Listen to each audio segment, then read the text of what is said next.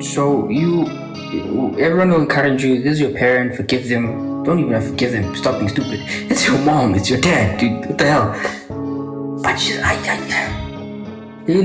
we can wake up every morning. You disown people because of a certain energy that they've given you, a certain vibe that they're giving you. You disown people for that. You disown people for the things they do to you. You know what I mean? Or the person that they are. I've lost a lot of people in my life because of my negative outlook on life.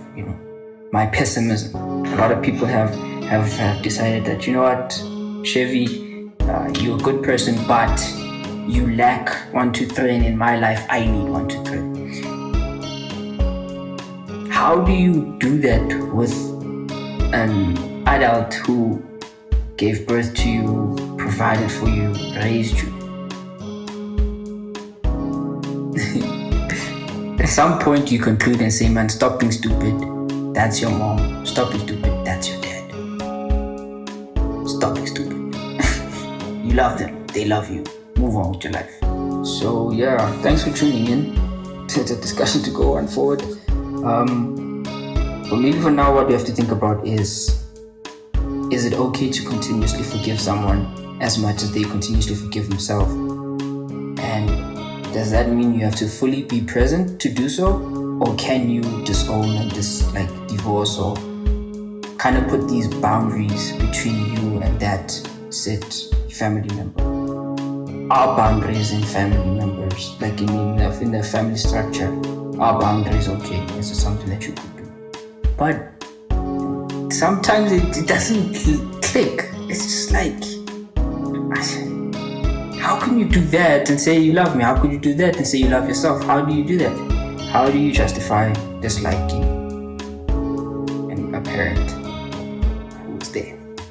Because everyone, most of the stories, the common story is like your father who was absent, your father who didn't treat you right, didn't treat the family right. The fortunate mothers in that situation get divorced, and the unfortunate kid has to live with 2 different parents and understand their parents differently. And that's the common situation, that's a common scenario, and from there are answers.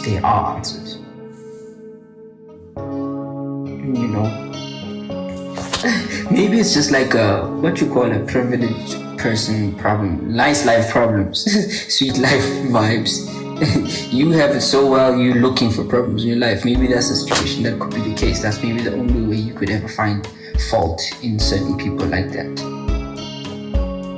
But most of the time, generally, I'm having a conversation with people while I'm having it. I didn't pre-plan this. I didn't pre-plan where it's going. So I don't really have a conclusion at the moment. And I don't think I'll ever have a conclusion getting into a discussion with you guys via better.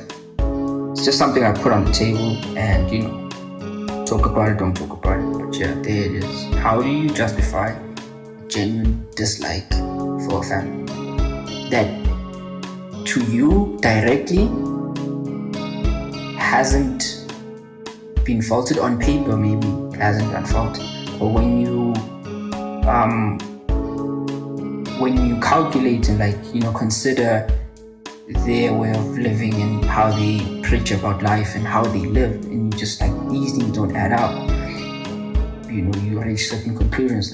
But then if you did that because of that and that, it wasn't out of love because I know how you behave. Just with you and yourself, there are people out there that you generally just don't, you don't love them, but you do certain things out of love. And it could be out of love for yourself, so you want to impede your own morality. Maybe that's why they do it.